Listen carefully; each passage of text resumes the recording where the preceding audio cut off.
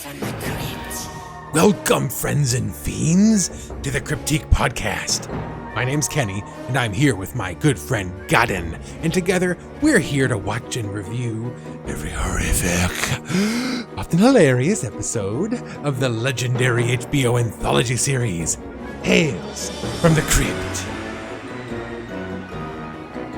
Oh, it's a unique episode today. It's a season ranking. Oh, these are so much fun to do. If any time we need a little checkpoint to kind of relax and to really, observe how far we've come, it's these types of episodes. Whenever I do one of these rankings, it always, it's a nice time for reflection to think about not only wrapping up a season, but also just, this is one more big step along our journey, Godden. I agree. It's kind of quick how fast we ran through these seasons, because we're already in season 4. I mean, we're done with season 4. We're about to go season 5. Yeah, what? We're ready to rock and roll. Yeah, right. We're ready. I know. It's exciting though. It is exciting to really feel all these episodes like they're in our bag. We've got them done. Another season's done. All we got to do is rank it. Oh my gosh. Yeah. Oh my gosh. Well, before we get into the ranking, I just want to remind you all, we're not experts. Wherever these land, we're ranking them strictly by entertainment value. I'm certainly not a filmologist. I don't know what the hell I'm talking about. I just like to, talk about movies that I like and shows that I like. Godden, are you a filmologist? A cinephile? I dabble. I dabble in the symbology. Okay. All right. Well, yeah, if you also want to throw your rankings down below, go right ahead. Oh, you know what? We should probably go over what's in our list. Top tier, which some people call S tier. We call it the Crypt Keeper Masterpiece. These are episodes that I think transcend Tales from the Crypt. Episodes that are, whether or not you're a Tales from the Crypt fan, you'll probably like these types of episodes. We have essential viewing, a must watch, basically, if you're wanting to get the even if you just want to kind of skim the surface of Tales from the Crypt, these essential viewings are definitely ones that you need to watch. Recommended viewing. These are ones that you should probably watch eventually, even if you skip the first time through, or even if you're not in a big, much of a mood for it, or it typically isn't your style and you want to skip it, that's fine, but probably watch it eventually. Then we have optional viewing. These are the ones that, unless you're very specifically interested in the theme or the plot, or maybe an actor or director that's involved, you could just skip it. And avoid, this is really for completionists. If you're doing something along the lines of what me and Godden are doing, which is to really go on a mission to watch every single episode, then you want to watch these ones. Otherwise, skip it. So, unfortunately, there's always going to be a few duds here and there. Godden, I don't know what to tell you about that. There might only be one. Looking at this list, I think there's only one for me.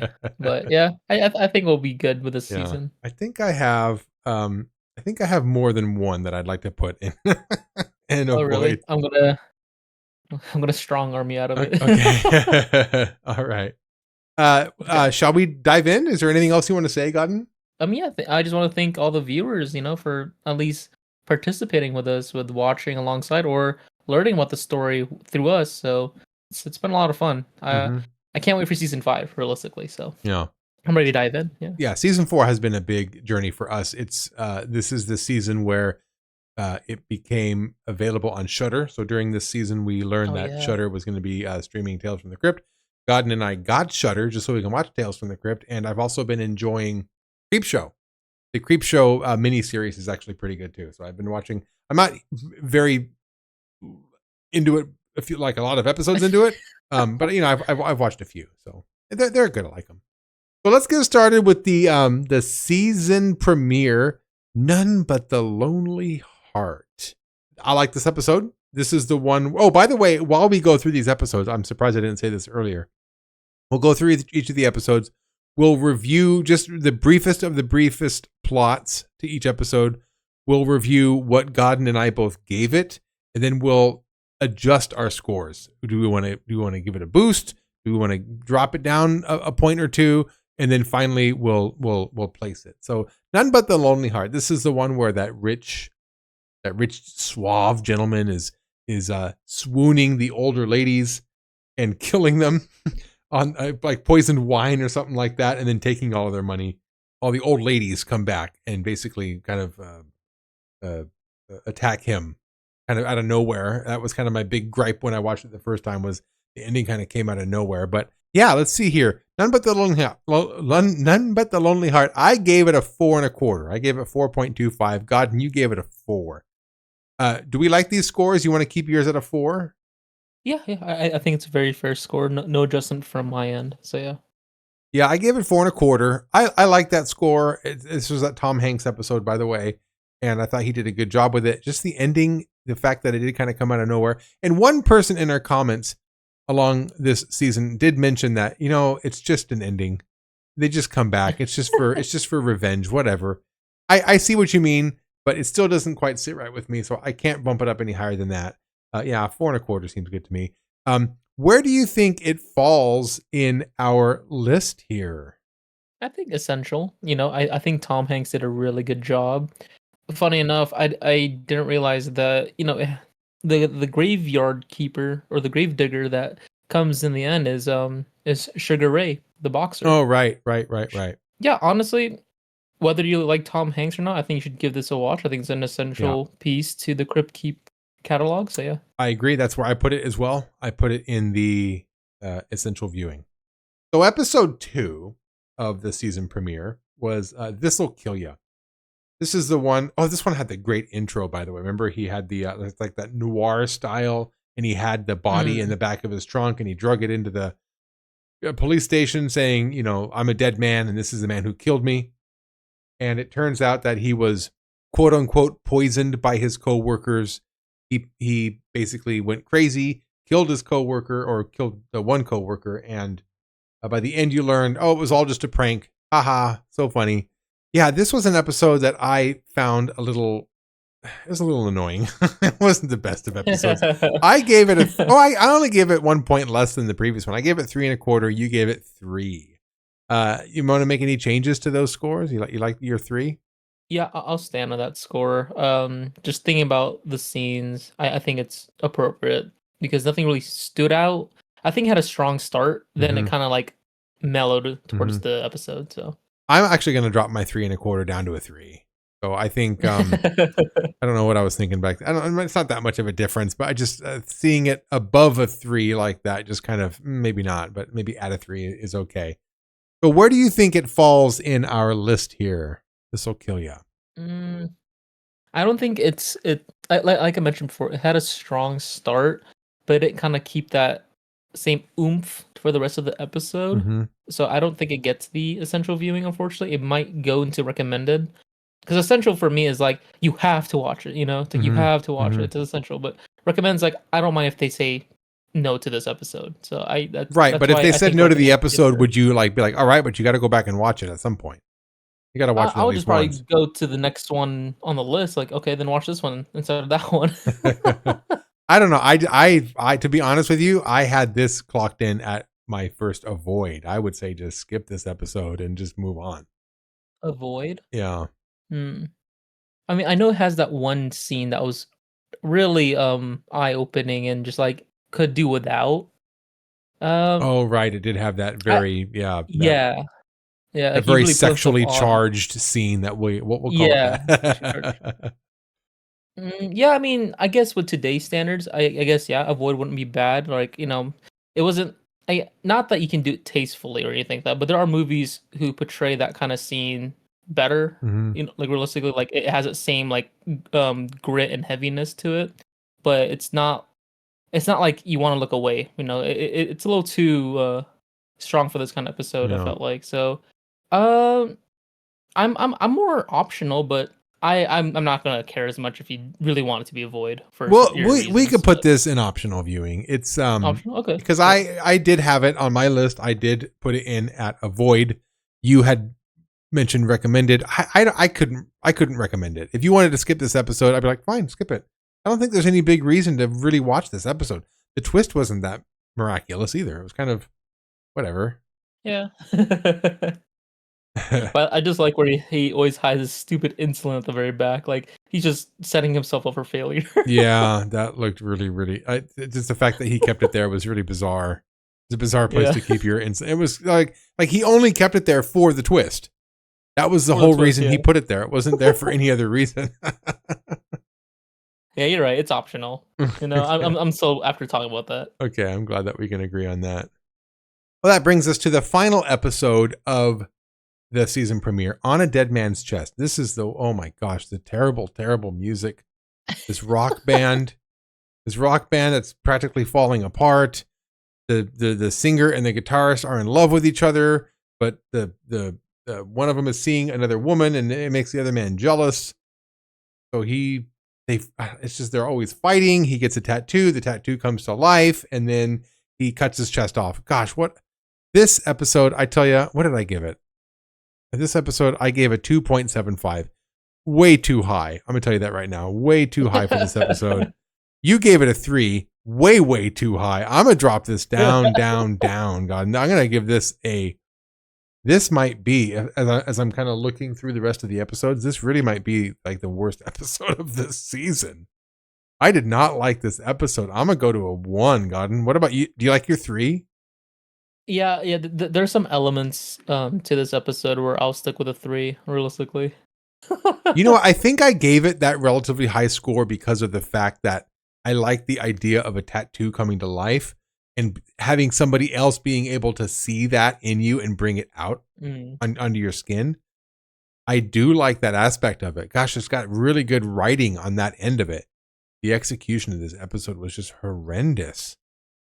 Oh my goodness. Godden, you might have some work to do, but talk me out of a void. A void? If you like The Exorcist, you know, that's who pretty much directed this episode. Was it not? Yeah. It was, wasn't it? Well, I mean, yeah. It was Fredkin, yeah. Okay. I don't care about that. I like The Exorcist, but I mean, sorry, he directed something bad. This is awful. Awful. Okay, what about her death scene? That was kind of cool and brutal, was it not? You know, he killed her in the bathtub. Yeah, it was very raw. You know, I liked how that was done. Like I said, I think it was just the ending that kind of puts a slight sour taste. But okay, that and the obnoxious music. But other than that, you know, I had a fun ride with it. Yeah. I love the tattoo journey. You know, it was mystical. The music was just going off. I just didn't care about their music, but I like the the intensity of the characters, you know, dynamics. Like I like how they're just in each other's faces. Like it really just showed a very toxic relationship pretty well, honestly. So and you saw a penis. That's what I'm like. Oh yeah, you know see that's where you can't avoid it. Like that's good stuff. You know, I mean we always see the girls' boobs, but there we go. We have a guy for once. You know, like how often does that happen on TV? I mean, I guess it's HBO. So, you know, they get rid of everything. All right. I don't think you talked me out of a void, though. I guess if you really wanted to twist my arm about it, I could say it's optional viewing if you want to see a penis. Okay. Otherwise, I don't know. Godden. That's fine. It's not really a top 10 for me, so I'm okay with optional or avoid. So if you do avoid, I'm the only one that's gonna remember it. I'm the only one that's gonna talk about it and carry its legacy. So this one I'm gonna give this one here. I avoid. There you go. I don't. This is a really hard episode for me to get through. It was just the music, the dialogue, the whininess of the main character. I just was not digging it. And it's so unfortunate too because of the fact that it had so much potential. I really feel like I said, the idea of a tattoo coming to life and having a character being able to pull something out of you and put it onto your skin, like what's inside of you. I love all that part of it. It's really good. And I just feel like it was so incredibly botched. Did not like that episode. Are we good on that? That's okay. Yeah. Okay, I don't want to No breed problem any here. resentment if you really feel like it doesn't Oh no, belong no, in the no. point. Okay. I'm not dying on this episode. It's fine. Okay.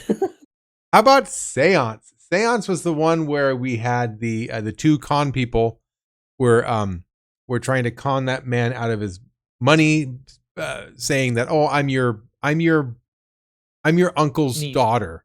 I'm your Oh. niece or whatever it was. Yeah. Yeah. And they end up pushing him down the elevator, and his wife is blind, so they put on some kind of a seance to pretend like they're talking to his spirit, and the seance actually worked.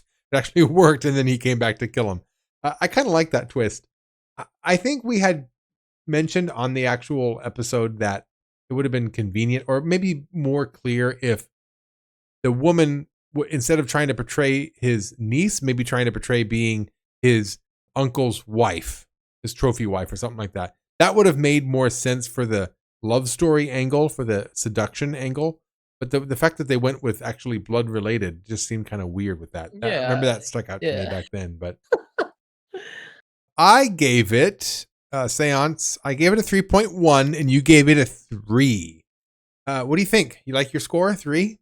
Yeah, I do. I actually enjoy Seance. Yeah, the only thing that bothered me the most was just like it did not have to be an incest angle at all. Like you said, it could just be like a wife or like a mistress, but whatever. They just chose. I don't know how that would have been more convincing, but that's just how the story played out. Mm-hmm. So yeah, it was a cool twist. I did like the twist. I think a 3 is fair. I don't know why I gave it a 3.1. I think I just didn't want to give it a 3.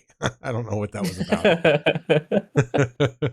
Yeah, where do you think it belongs on our list here? I'd say it's a recommend. It's not an essential. I think I'd recommend this episode for sure. I hope someone watches my recommendation. So, yeah, I agree with you there. I would say it's recommended. You know, if you it's interesting. It's kind of noir. It's kind of neat to watch for that reason alone. The performances are pretty good. Not a great episode, but yeah, I'd recommend it. Okay. Well, that brings us to Beauty Rest. Beauty Rest is basically, what was the name that you gave it? You gave it something else. You called it Topless Billing. It was basically. I don't think I said that. Yeah, you called it Topless Billing. Remember? I don't remember. I don't want to take random credit. That's why. Remember, because it's basically a ripoff of Top Billing from the previous season, where they're doing a like a not a rehearsal, but what is it called, like a auditions for some pageantry, and it turns out that the woman killed 2 other women to win, but then it ended up being Miss Autopsy, so she was He was killed and put on stage, and it was basically the same thing as that John Lovitz episode from the previous season, Top Billing. So you had called it Topless Billing. I should have took credit for that joke because you don't even remember it. I know. I remember now. Actually, I remember now. Yeah. So okay, yeah, it is Topless Billing. Yep. Yeah, Topless Billing. I gave it. Oh, we both gave this a 3.666. Yeah. I don't know why I gave it 666. I don't know how I come up with some of these numbers sometimes. Definitely higher than a 3. You know what? I like this episode. I think it's good. I'm actually going to bump my score, Godden. I'm just going to round the 3.666 right up to a 4. I'm going to give this a 4. I like this episode. I had a lot of fun with it. I'm going to stick with my score for aesthetic reasons, but yeah, it'd realistically be a 4 for me as well. It'd be a higher, a high 3, but I just like the aesthetic because it just fit the mood for it at the time. And I'll stay with it because I'll still talk up with this show a lot. Because we usually get like a vanity episode each season. This was like our first one, and this is a really well done one. Like she really wanted to be the face of everything. Yeah. And she was upset that her roommate might have stole the spotlight. And it's kind of funny, like because I think I remember I called her like an accidental like martyr in some way. Like she saved her roommate from That's right. From that, she saved the other girl from that. She did. She saved him from being splayed out on the stage for everybody to see. Yeah, remember she had like that dumb bimbo of a roommate, and she kept eating all of her food. Like, that's my ice cream, and she just kept eating it. I liked it. I would say, Godden, that this would be essential viewing. I don't think it's a I'm glad. masterpiece, but I would absolutely tell people, oh, you should watch this one. This is definitely one that you should watch. Yeah, 100%. I think this is better than the Tom Hanks one. I think you're right. Personal. I'd put it like Yeah. that. I'd put it Yeah. like that. I like this. Yep. It's a great episode. Yeah, it was really have good. to It was a lot watch of fun. It was a really good episode. It's so much fun. Liked Yeah. it a lot. Okay. Well, that brings us to What's Cooking. Now, What's Cooking is an episode that we did together with Iron Sabbath, who's one of our heavy hitters in Horrorspondence. And this is the one with Christopher Reeves. He's that restaurateur who makes menu items of just squid. And his helping hand, his janitor, I'm not quite sure what kind of character that is, starts killing people and serving them up. And basically they learn about it. The actual Christopher Reeves character learns about it. And he goes along with this plan of just murdering people and serving up their meat. And I like this episode a lot. I think this is an episode we both gave a 5 to. Iron Sabbath gave it a 5 as well, by the way. What do you think? Do you think the score should change?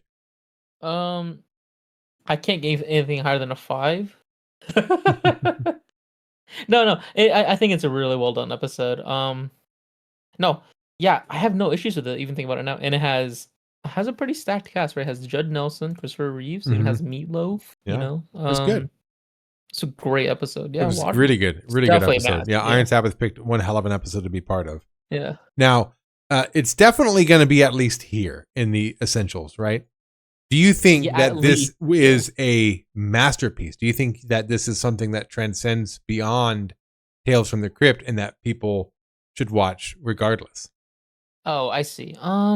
Transcends. I don't know if it would transcend, but it definitely hits all the marks of what a Tales episode should be. And that's what I'm going to give it the masterpiece, because that's like bare minimum is what a masterpiece should be, but not like it transcends it to the next level. So I'm not too sure how to phrase it correctly, because I want to give it the masterpiece, but if the main criteria that it has to transcend, I can't think of. Well, this is our show.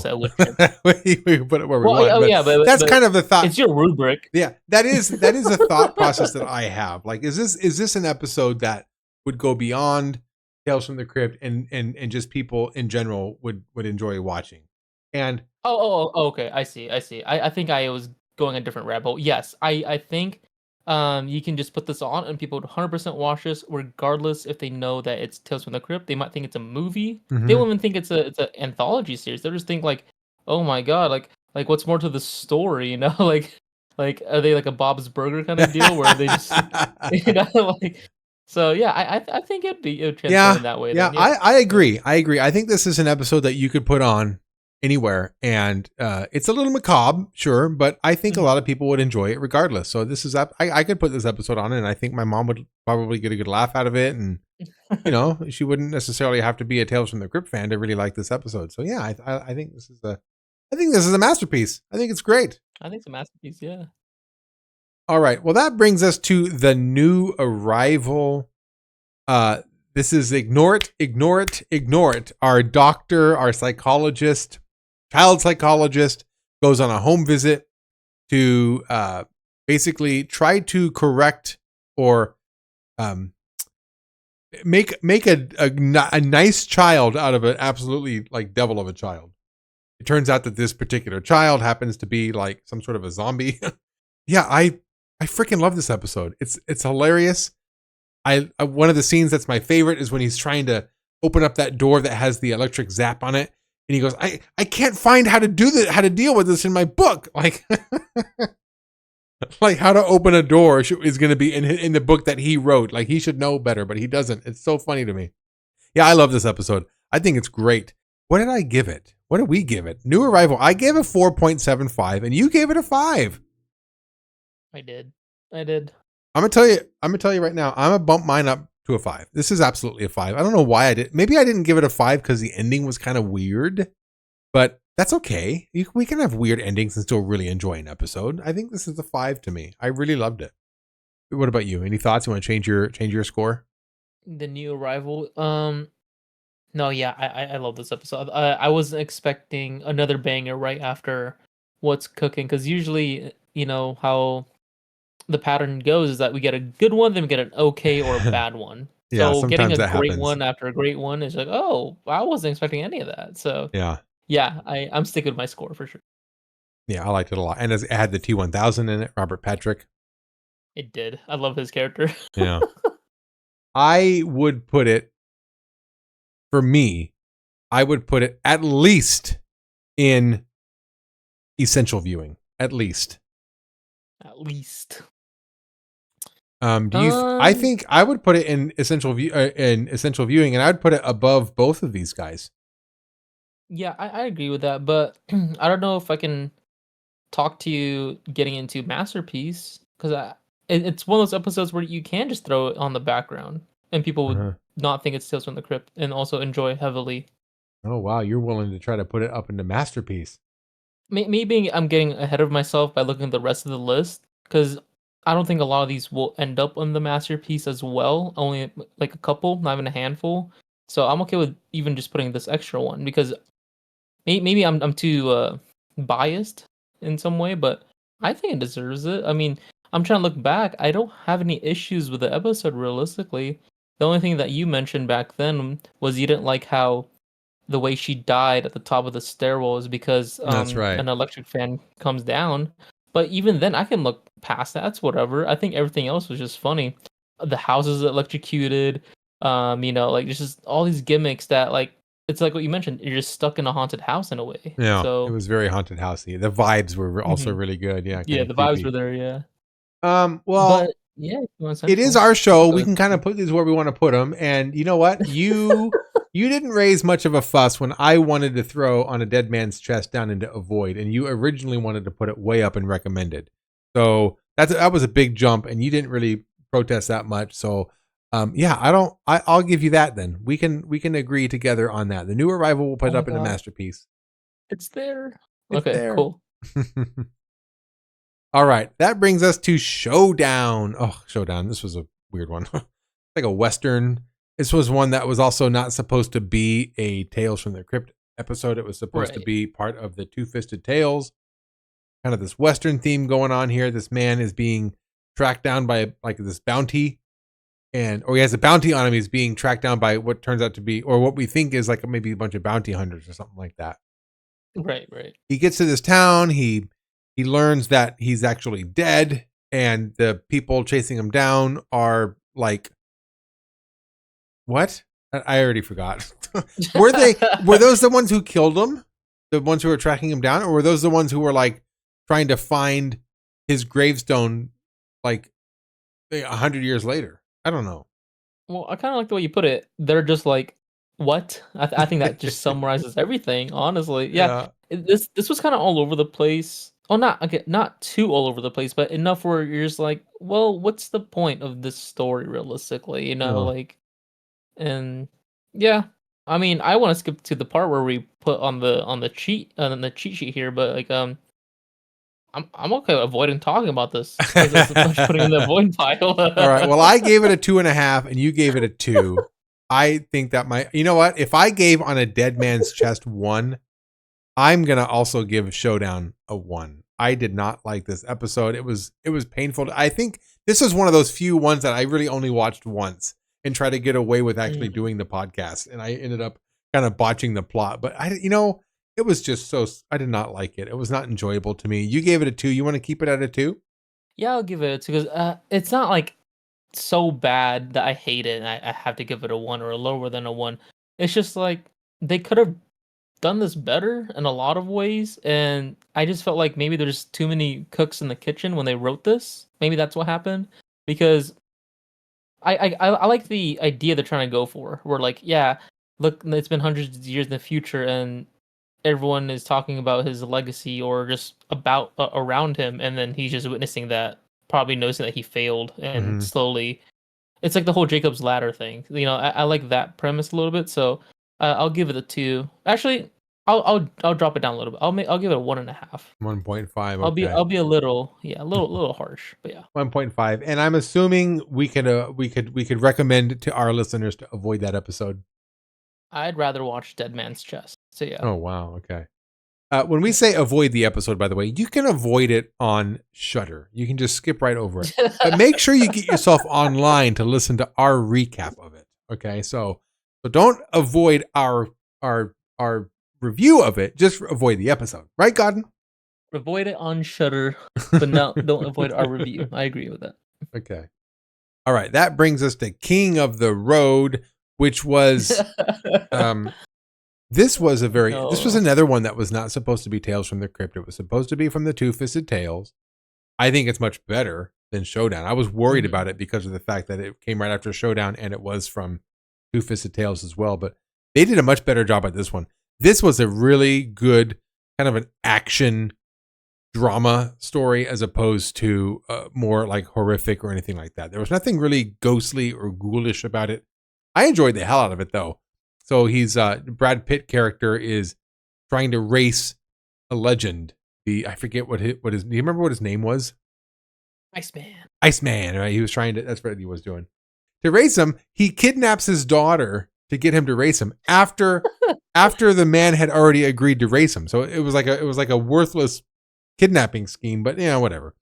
And he finally races him, but of course, no one can beat the Iceman, and he races the Brad Pitt character races right head on into a bulldozer and dies. It would have been nice at the end if maybe it may have already been completely shot before they decided to put it on Tales from the Crypt. But you'd like to think that, if they had more hindsight, they could have made the ending a little more ghostly or ethereal to make it more Tales from the Crypt, like maybe he was a ghost the whole time or something like that. But there was no real incredible twist at the end. It was very straightforward, especially for a Tales from the Crypt story, but I still enjoyed it. What did I give it? I gave King of the Road a 4, and you gave it a 4. Do you like that score? You want to keep that score? Yes, because that song was incredibly catchy. Bad road. Wretched road. Yeah. Oh my gosh. Yeah, King of the Road. I'll keep it a 4 as well. And where do you think it falls on here? I would recommend it, Godden. Yeah. I would 100% recommend it as well. What's the Seance? Seance is the one that's before it, yeah. I feel like they're in the same boat for me. I'd watch both equally. But I feel like because it's Brad Pitt, we should give it one notch over. You want to give it a little Brad Pitt booster point? A little Brad Pitt 6-pack, nice pecs booster Brad point. Pitt, yeah. Okay. Brad Pitt. I don't mind. Oh, remember he was getting that tattoo? Also, he got like a whole list of tattoos of people that he apparently raced. Yeah, his little memento tats. Yeah, I love that. All right, next up we're at Maniac at Large. This is the librarian who is super paranoid because there's a maniac at large, and there's all kinds of red herrings. This was a really good whodunit kind of story. I really like the way it was built up. You think it's that weird spectacled man. You think it's maybe even the librarian. You think it's a security guard. You think it's that weird guy outside. I like that there's a whole list of characters. It turns out to be her the whole time, which was a great twist.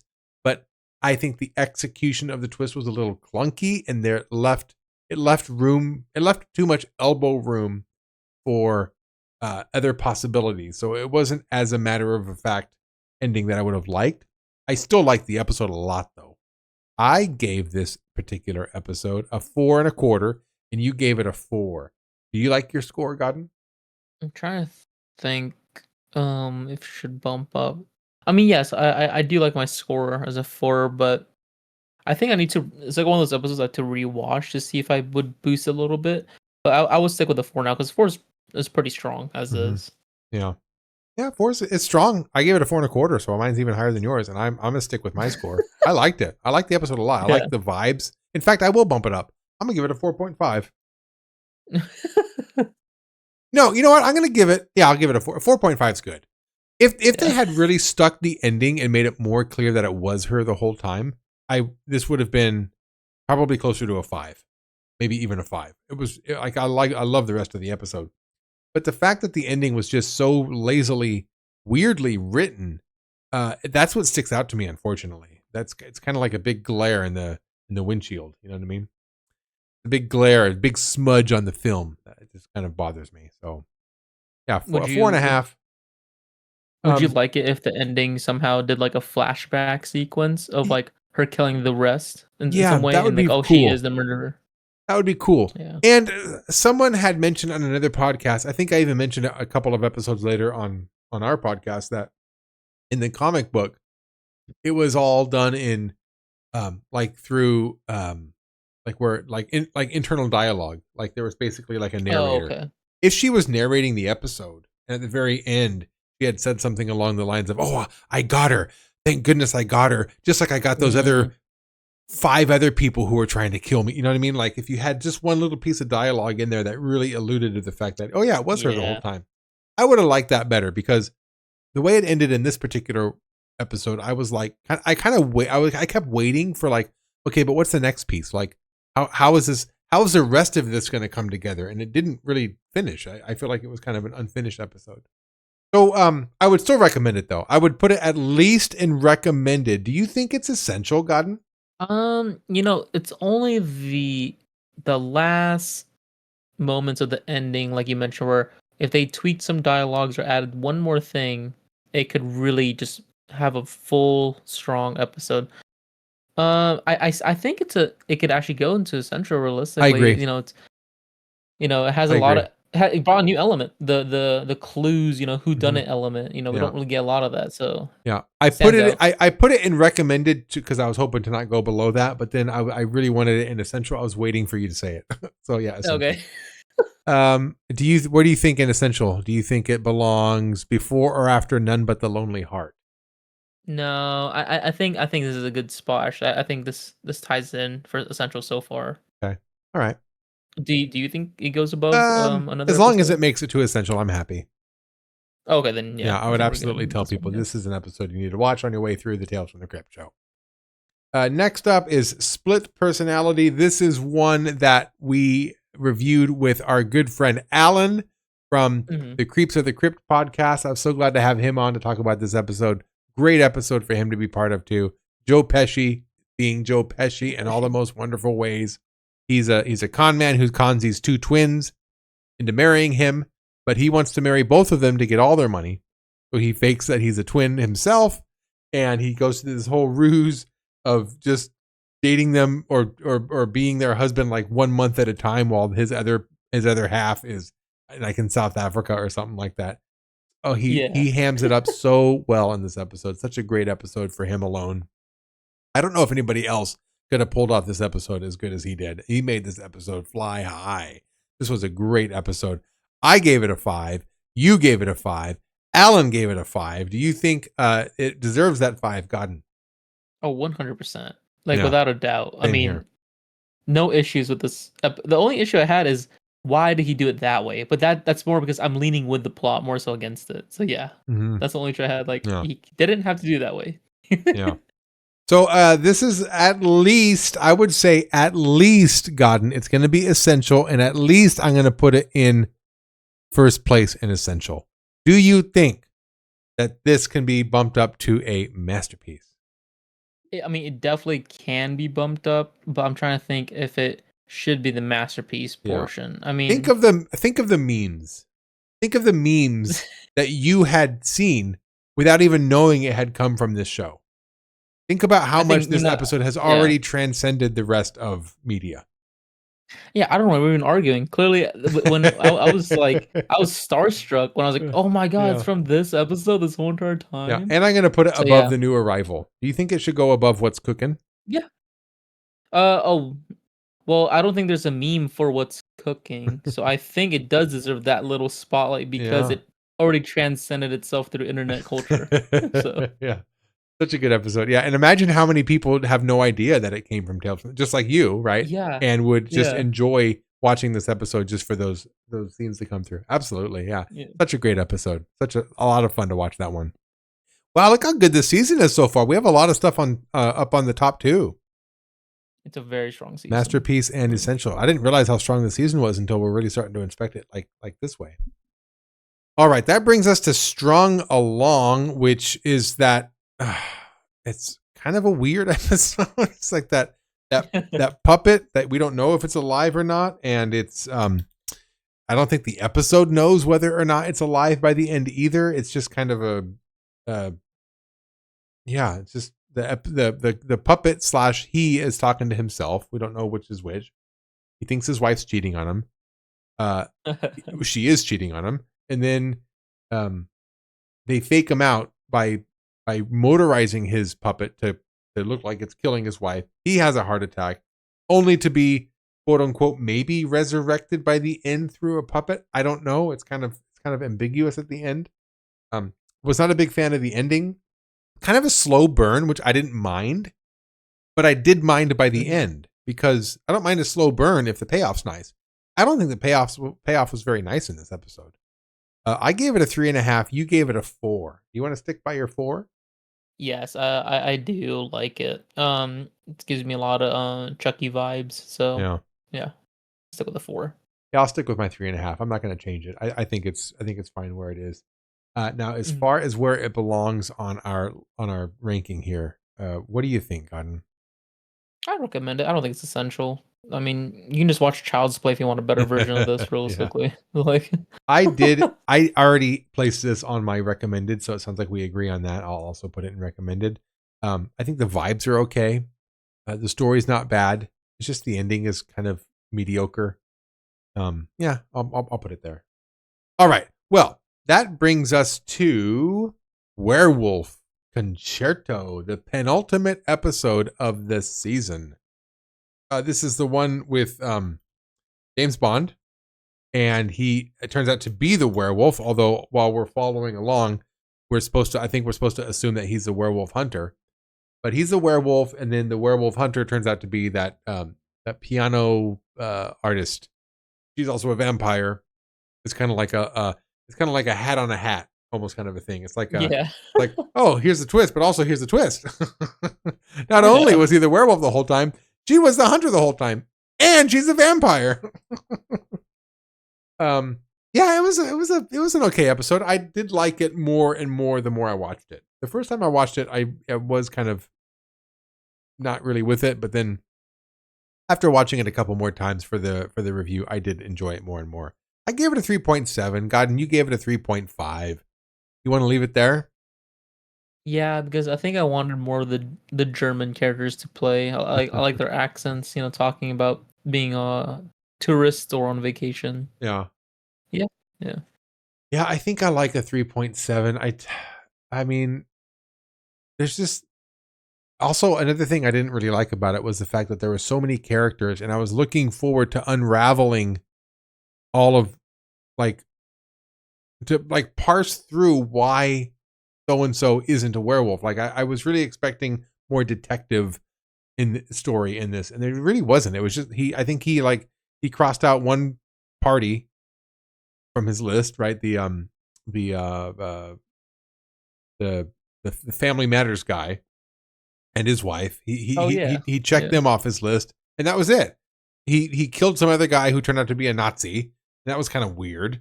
And they could have used that time in that scene to do another I think they just wanted one more death scene in there somewhere. I don't know. And the death scene was stupid too. That was the one where he shot him in the head. That wasn't a very exciting death scene.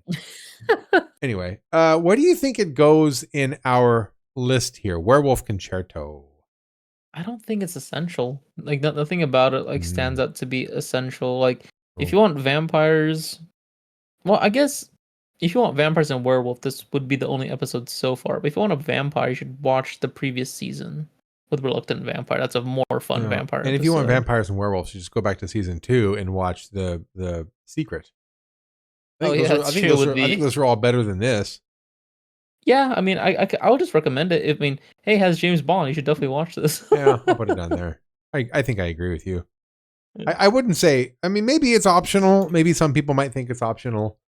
If you were making a big case for optional, I wouldn't fight you on not putting it there.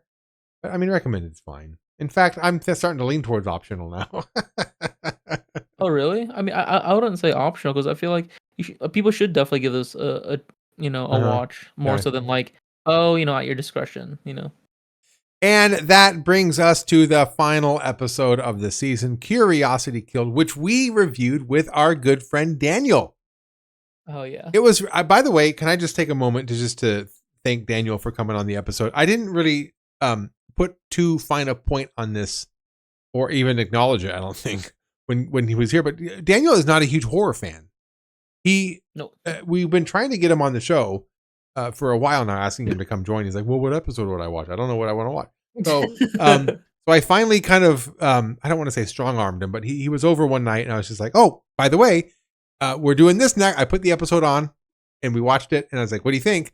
He was like, "Oh, I guess I can go on there and do it." So it was really, really. I don't mean to be bashing on Daniel. That's not what I'm doing here. What I'm saying is, I really appreciate having somebody here who's not familiar with the show or horror in general. So, I really enjoyed his perspective on horror and on Tales from the Crypt. So thank you, Daniel, for coming on. I gave this episode a 2.75, and you gave it a 2.9, and I think Daniel gave it a 4. So do you like... Oh, by the way, what is this episode? This is the one where the old couples are out and they're bickering constantly while they're camping, and there is like a fountain of youth type flower that you drink the juice from, and she kind of swaps out their drinks, mixes it with vodka, which you're not supposed to do, and that kills them all in a very painful way. She becomes younger, but so does the dog, and the dog eats her. So that is the episode in a nutshell. Like I said, I gave it a 2.75. You gave it a 2.9. Daniel gave it a 4. What do you think? Do you want to stand by your 2.9? I'll give it a 3. Oh, you're bumping it I'll up give it one to more 3. point. Yeah, I'm bumping it up, yeah. Because I think it was just the I love the waddles, thinking about it now. The old woman waddles that she was doing. Yeah, that was weird. I don't know. I don't hate this episode, or I don't not like it. I just think it could have a stronger ending. That's about it. I think it had a fun intro with them bickering. It was a nice little, oh my god, I'm gonna die, my husband's gonna kill me kind of thing, because they just been added to his throat. But then towards I actually really like the death scene for the three of them. How they just slowly just rot into a corpse. I think that was really cool. I think that's why I'm gonna stand with the 3 here. Yeah. Well, where do you? Yeah, I'm sticking with my 2.75. Where do you think it belongs on our list here, on our tier? I don't know if I would recommend it realistically. I mean, there's other episodes in the previous seasons that I would recommend based on just a bickering couple. Yeah, same. Same. Optional. Yeah, that's exactly where I was thinking. Put it in optional. Well, how about that? Screenshot that, everybody. That's it. Yeah, good season all around. Let's see here. So with all of the episodes, my average per episode was a 3.56. Godden's average was a 3.69. Together, our average is a 3.62. So high threes. Mid to high threes from all of us. Godden, what do you think about that? I think this would be our lowest rated season because season one had 6 episodes. That's not fair to the volume of it. Because if it had more, it'd balance out better. But I think apart from season 1, this is our lowest one because it has a bunch of episodes. It did have a lot of episodes. Yeah, season 3 average was 3.83 between our 2 reviews. Mm-hmm. And then season 2 was a 3.91 average between our 2. Yeah, it's the highest one so far, yeah. Wow. Season 1, just so you know, is a 3.39. It's relatively low. But Lover Come Hack to Me and Only Sin Deep, just a couple of episodes that we gave like a 2 or less on, and that really brought the average down because it just wasn't a lot of episodes. So yeah, Only Sin Deep and Lover Come Hack to Me, I give that a 1.5. Such a weird, bizarre, dumb episode. So I put out a poll to ask about favorites. So here's what our community had to say. TheJimiRyan has his top 3 as What's Cookin', Split Personality, and None But the Lonely Heart. And his bottom 3 is King of the Road, On a Dead Man's Chest, and Werewolf Concerto. Wow, King of the Road he thought was bottom 3. I liked the episode. I don't think it was in line with a typical Tales from the Crypt episode, but I still liked it though. Yeah. Joseph Hill wrote in his top 3 was Split Personality, What's Cooking, and The New Arrival. Bottom 3, This'll Kill Ya, Showdown, and Seance. He goes on to say, it's a pretty solid season overall. Even the bottom 3 aren't really that bad. I don't think any of them are below a 2.5. Oh, wow. Yeah, I gave a couple less than 2.5. Yakkin' with Jack wrote in, his top 3 are Split Personality, What's Cooking, and On a Dead Man's Chest. That's an interesting one to have on the top 3. I kind of drug that through the coals in this episode. His bottom 3 are None But the Lonely Heart, King of the Road, and Showdown. Thank you, Yakkin' with Jack. On to Iron Sabbath. Oh, I wonder what's going to be on his top 3. I bet you What's Cooking will be up there somewhere. And sure enough, it is. He gives his top 3 to Split Personality, Maniac at Large, and What's Cooking. Yeah, Maniac at Large. That was a good episode too. Bottom 3 he gives to Curiosity Killed, This'll Kill Ya, and Showdown. Splinter 47 comes through. His top 3 are Split Personality, What's Cooking, and The New Arrival. And the bottom 3, On a Dead Man's Chest, Curiosity Killed, and Beauty Rest. Oh. Can't win them all. Ghost Crusaders, top 3, What's Cooking, Split Personality, and None But the Lonely Heart. And then bottom 3, This'll Kill Ya, Curiosity Killed, and Showdown. Yeah, Showdown is getting a lot of, not a lot of love. I mean, it's hard to give it love. Ash Bunnykins comes through with his top 3, What's Cooking, The New Arrival, and Split Personality, with an honorable mention, Werewolf Concerto. Oh, wow. Bottom 3, Strung Along, Showdown, and This'll Kill Ya. Oh, and he gives a dishonorable mention, On a Dead Man's Chest, for the terrible music. Amen, brother. It was terrible music. It was something. And he said, he also offers a little bit, a little PS down here. He says, and since we're getting close to season 5, the first episode is one of, if not my personal favorite of the entire series. Oh, okay. Good to know when we get to that one. All right. Well, there you have it. So, I didn't just read through those comments. I also have, let me see if I can find it. Give me one moment, please. I also made a spreadsheet of all of our rankings. So basically I gave a +1 to everything that made it into somebody's top 3, and I gave a -1 to anything that ended up in somebody's bottom 3. And here's the rankings. Tied for first place, What's Cooking and Split Personality. Those both got 7 points. Next lowest is a 3. The New Arrival got 3 points. And what's next after that? I think just 1. Maniac at Large, 1. So yeah, a lot of the positives were kind of centered around just a couple of episodes. So those kind of bunched together. But the bottom, so what made the bottom? Let's see here. The worst episode was -5. Showdown. Wow. Showdown, yeah. Yeah. After that would be at -4, This'll Kill Ya. And then at -3 was Curiosity Killed. So those are the bottom 3. Top 3 and bottom 3 according to our viewers. And there's an interesting couple here. So None But the Lonely Heart got 3 shout outs, but 2 were positive, 1 was negative, so it ended up getting a 1.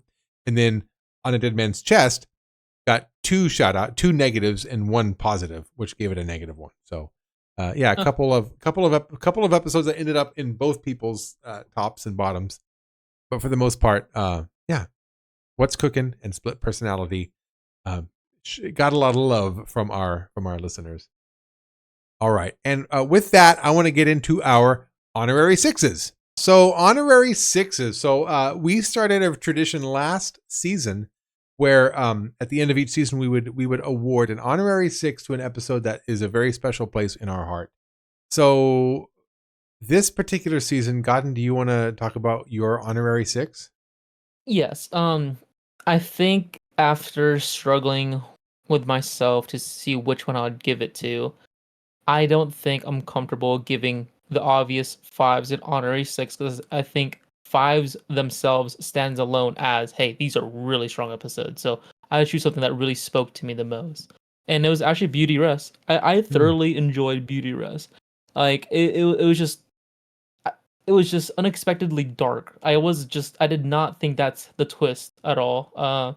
It gave me vibes from Split Second last season, just like how dark it randomly was. So I think that's why it really just stuck out to me. Because the only runner-up to Beauty Rest, I would say, would be The New Arrival, but I already gave that a 5, so it wouldn't be fair. It's already so high up. Yeah. Oh yeah, that's a good choice, Godden. I gave it a 4 to begin with, Beauty Rest, and you had given it 3.666, but you still want to award. I love that you still want to award it your honorary 6. It's a great episode. I had a lot of fun watching it. Such a good one. Yeah. Topless Billing was a very good episode. So good choice. Topless Billing. Topless Billing. And that's the thing too, is our honorary 6s. These are for episodes that mean a lot to us. They don't necessarily have to be a masterpiece. They don't necessarily have to be an episode that is, critically acclaimed or anything like that. It could just be whatever episode speaks to you. And for my honorary 6, I'm not going to be as noble as Godden. Godden didn't want to give it to any episode that he gave a 5 to, he just said, but I don't mind. I'm going to give my honorary 6 to The New Arrival. Okay. I love this episode. Ignore it, ignore it, ignore it. I like his character. I like this. All the scenes were so much fun and almost kind of silly, but also kind of creepy when there's somebody going around. And is it the mom? Is it not the mom? The ending kind of was weird, but I just still liked it. And thinking back to the season, I just had a lot of fun watching that particular episode. So I liked it a lot. I think Split Personality and What's Cookin' are a couple of episodes that are very strong and very well liked in the season. But for those reasons, I almost feel like the way you do, where those episodes seem to get a lot of love. And I think I want my honorary 6 to be a little more special to me. You know what I mean? I feel like if I give it to an episode that, is just so widely liked by everybody, it almost robs it a little bit from me. That coming from the guy who has All Through the House as his favorite episode. I make no freaking sense, okay? And with all of that out of the way, I want to get to Horrespondence. We have something very new and very interesting for our Horrespondence going forward. So we have a new way that we're going to be doing Horrespondence going forward. So you can still comment down below. Please still comment down below. Okay. It means a lot to me to get the comments, to get the engagement. That engagement can also make, the algorithm happy and hopefully flood this podcast to millions upon millions of computers out there for people to click on and enjoy this community as well. But on top of that, on top of comments, Godden, we now have the ability to start taking listener calls. Isn't that amazing? I'm excited to hear people's voices instead of assuming what they sound like when I read these comments. I know, right? In my terrible reading. So I have set up, what is it called? It's a SpeakPipe. I made a SpeakPipe account, and basically I put the link down below. If you want to click on that, you can actually leave a voicemail. And Godden, we have a voicemail right now. You want to listen to it?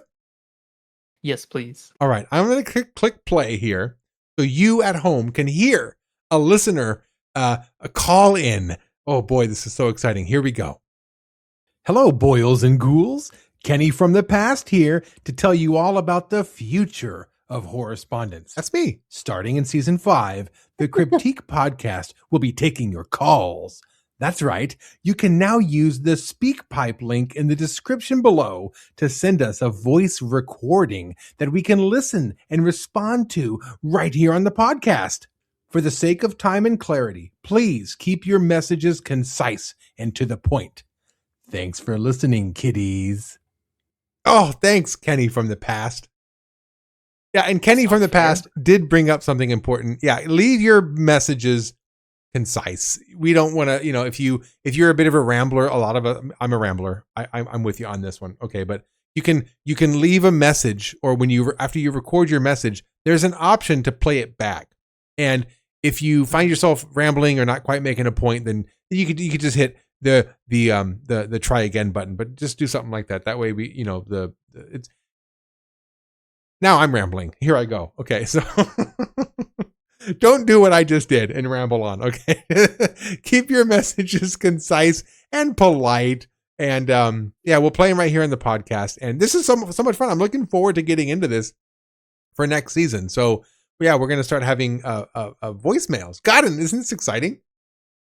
I think it is, because now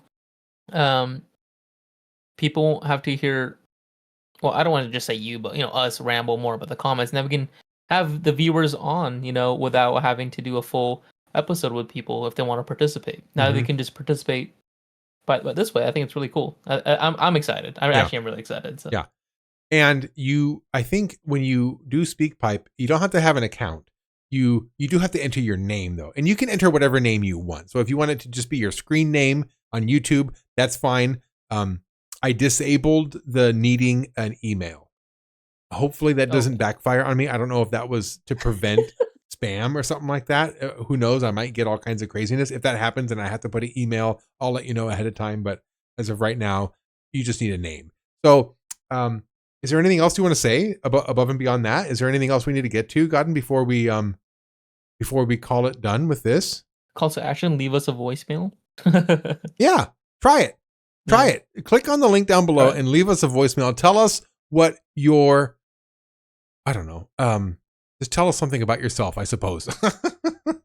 Yeah, we won't air it. We just want to hear it, and then future episodes will actually air.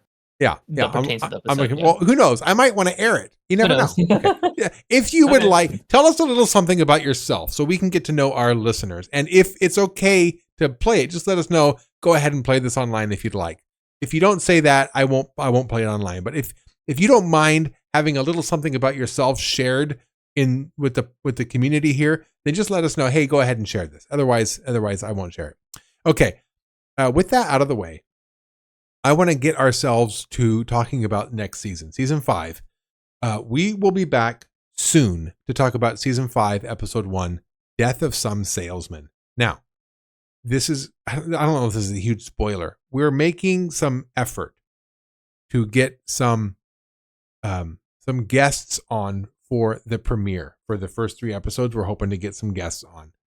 There's a bit of time-consuming things that we have to kind of go through to kind of get things worked out and get schedules dialed in and stuff like that. Plus, I got a busy week next week. You guys don't need to know my whole life story. The point is this: we may take more than just a couple of weeks off before we get to the next season.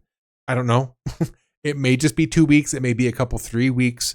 We'll see when we get there. But as of right now, we are going to take at least a couple weeks off, and then eventually we'll get back into it. Our plan is to do all 3 episodes of the premiere on all at the same time, just like was aired on the original Tales from the Crypt. So we'll get to it. If we take more than a couple weeks off, don't panic. It's just us kind of getting all the behind the scenes stuff taken care of. Godden, until then, you take care of yourself. You take care of yourself, Godden. And remember, wherever you may go, whatever you may seek, we'll all get together. Same time, not next week, but maybe the week after or the week after. Until then, kiddies, we here at the Cryptique Podcast wish you all sweet nightmares. Well, how was that for a scream, boys and girls?